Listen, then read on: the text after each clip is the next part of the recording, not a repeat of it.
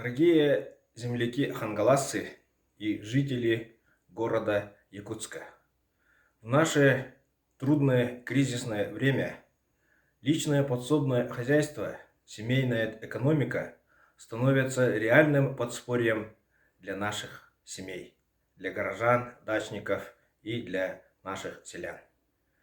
И в этой связи 10 сентября 2021 года в городе Покровске проводится ярмарка выходного дня, где вы можете приобрести по цене производителя продукцию наших дач, огородов, наших сельхозпроизводителей Хангаласского улуса.